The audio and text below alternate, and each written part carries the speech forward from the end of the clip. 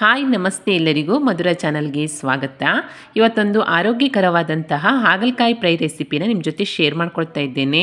ನೀವು ಇದನ್ನು ಸ್ಟೋರ್ ಮಾಡಿ ಇಟ್ಕೊಂಡು 15 ದಿನದ ತನಕ ಬೇಕಾದರೂ ತಿನ್ಬೋದು, ಏನೂ ಆಗಲ್ಲ. ಬನ್ನಿ ನೋಡೋಣ ಹೇಗೆ ಮಾಡೋದಂತ. ಮೊದಲಿಗೆ ನಾನಿಲ್ಲಿ ಒಂದು 3 ಹಾಗಲಕಾಯಿಯನ್ನು ಚೆನ್ನಾಗಿ ತೊಳೆದ್ಬಿಟ್ಟು ಇಟ್ಕೊಂಡಿದ್ದೀನಿ. ಇವಾಗ ಇದರ ತೊಟ್ಟನ್ನೆಲ್ಲ ಕಟ್ ಮಾಡ್ಕೊಂಡ ನಂತರ ತೆಳ್ಳಗೆ ಈ ರೀತಿಯಾಗಿ ರೌಂಡ್ ಶೇಪಲ್ಲಿ ಇದನ್ನು ಕಟ್ ಮಾಡ್ಕೊಳ್ತೀನಿ. ನೋಡಿ, ಈ ರೀತಿಯಾಗಿ ರೌಂಡ್ ಶೇಪಲ್ಲಿ ಹಾಗಲಕಾಯಿಯನ್ನು ಕಟ್ ಮಾಡ್ಕೊಂಡ ನಂತರ ನಿಮಗೆ ಬೀಜ ಇಷ್ಟ ಇದ್ದರೆ ಬೀಜ ಸಮೇತ ಮಾಡ್ಕೊಳ್ಳಿ. ನಾನು ಬೀಜ ಸ್ವಲ್ಪ ಬಲ್ತಿರೋದ್ರಿಂದ ಬೀಜವನ್ನೆಲ್ಲ ತೆಗೆದುಕೊಳ್ತಾ ಇದ್ದೇನೆ. ಇಷ್ಟ ಇದ್ದರೆ ನೀವು ಬೀಜ ಸಮೇತ ಮಾಡ್ಕೊಳ್ಳಿ, ಚೆನ್ನಾಗಾಗತ್ತೆ. ಇದೇ ರೀತಿಯಾಗಿ ನಾನೆಲ್ಲ ಹಾಗಲಕಾಯಿಯನ್ನು ಕಟ್ ಮಾಡಿಕೊಂಡು ಬೀಜ ತೆಗೆದ ನಂತರ ಒಂದು ಬೌಲ್ಗೆ ಸೇರಿಸ್ಕೊಂಡಿದ್ದೇನೆ. ಇವಾಗ ಇದಕ್ಕೆ ಖಾರಕ್ಕೆ 1 ಸ್ಪೂನ್ ಆಗುವಷ್ಟು ಖಾರದ ಪುಡಿ, ಒಂದು ಅರ್ಧ ಸ್ಪೂನ್ ಆಗುವಷ್ಟು ಧನಿಯಾ ಪುಡಿ, ಹಾಗೆ ಒಂದು ಅರ್ಧ ಸ್ಪೂನ್ ಆಗುವಷ್ಟು ಗರಂ ಮಸಾಲ ಹುಡಿ ಅಥವಾ ಯಾವುದೇ ಸಾಂಬಾರು ಪುಡಿ ಇದ್ದರೂ ಕೂಡ ಸೇರಿಸ್ಕೊಳ್ಬೋದು. ನಾನಿಲ್ಲಿ ಗರಂ ಮಸಾಲ ಹುಡಿ ಸೇರಿಸ್ಕೊಂಡಿದ್ದೇನೆ.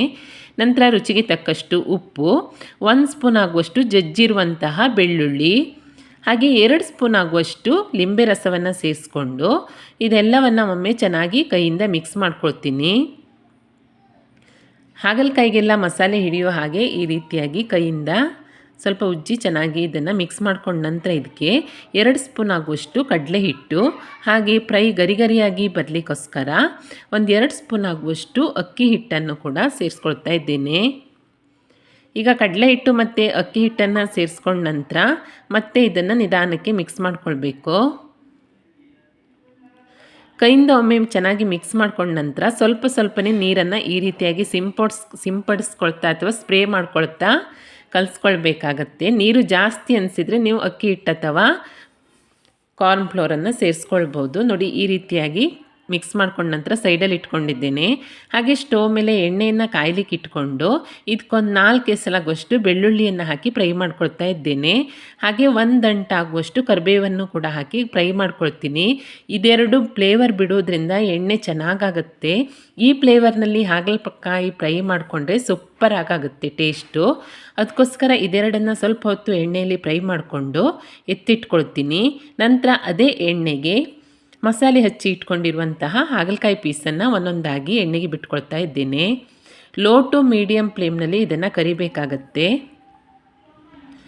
1-2 ನಿಮಿಷದ ನಂತರ ತಿರುಗಿಸಿ ಹಾಕಿಬಿಟ್ಟು ಈ ಎಣ್ಣೆಯಲ್ಲಿರುವಂತಹ ನೊರೆಯೆಲ್ಲ ಕಡಿಮೆಯಾಗಿ ಹಾಗಲಕಾಯಿ ಗರಿ ಆಗೋ ತನಕ ಚೆನ್ನಾಗಿ ಫ್ರೈ ಮಾಡ್ಕೊಳ್ಬೇಕು.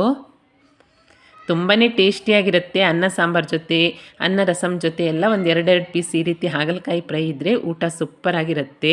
ನೀವು ಈವ್ನಿಂಗ್ ಟೈಮಲ್ಲಿ ಸ್ನ್ಯಾಕ್ಸ್ ಕೂಡ ಆಗಿ ಕೂಡ ಇದನ್ನ ತಿನ್ಬಹುದು.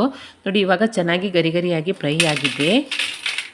ಈಗ ಇದನ್ನು ಪ್ಲೇಟಿಗೆ ಸೇರಿಸ್ಕೊಳ್ತಾ ಇದ್ದೇನೆ. ನೀವು ಇದನ್ನು ಸ್ಟೀಲ್ ಡಬ್ಬದಲ್ಲಿ ಸ್ಟೋರ್ ಮಾಡಿ ಇಟ್ಕೊಂಡ್ರೆ 15 ದಿನದ ತನಕ ಏನೂ ಆಗಲ್ಲ, ತುಂಬಾ ಚೆನ್ನಾಗಿರುತ್ತೆ. ಈ ಶುಗರ್ ಇರುವವರಿಗೆಲ್ಲ ಡೈಲಿ ಹಾಗಲಕಾಯಿ ಪದಾರ್ಥ ತಿನ್ನಬೇಕಲ್ವಾ, ಆ ಟೈಮಲ್ಲಿ ನೀವು ಈ ರೀತಿ ಡಬ್ಬದಲ್ಲಿ ಸ್ಟೋರ್ ಮಾಡಿ ಇಟ್ಕೊಂಡ್ರೆ ಡೈಲಿ ಊಟದಲ್ಲಿ 1-2 ಪೀಸನ್ನು ತಿನ್ಬೋದು. ದಿನ ಏನು ಮಾಡಬೇಕಂತಿಲ್ಲ, ತುಂಬ ಚೆನ್ನಾಗಾಗುತ್ತೆ. ಮೆತ್ತಗಾಗಲ್ಲ, ಏನೂ ಆಗಲ್ಲ, ಗರಿಯಾಗಿ ತುಂಬಾ ಚೆನ್ನಾಗಿರುತ್ತೆ. ಆರೋಗ್ಯಕ್ಕೆ ಕೂಡ ತುಂಬಾ ಒಳ್ಳೆಯದು. ತುಂಬಾ ಸಿಂಪಲ್ ಆದಂತಹ ಈ ಹಾಗಲಕಾಯಿ ಫ್ರೈಯನ್ನು ಟ್ರೈ ಮಾಡಿ ನೋಡಿ. ರೆಸಿಪಿ ಇಷ್ಟ ಆದಲ್ಲಿ ಲೈಕ್ ಮಾಡಿ, ಶೇರ್ ಮಾಡಿ, ಹಾಗೆ ಕಮೆಂಟ್ ಮಾಡಿ. ಹೊಸದಾಗಿ ನಮ್ಮ ಚಾನಲ್ ನೋಡ್ತಾ ಇದ್ದರೆ ಸಬ್ಸ್ಕ್ರೈಬ್ ಮಾಡ್ಕೊಳ್ಳಿ. ಸಿಗೋಣ ಮುಂದಿನ ರೆಸಿಪಿಯಲ್ಲಿ. Thank you for watching.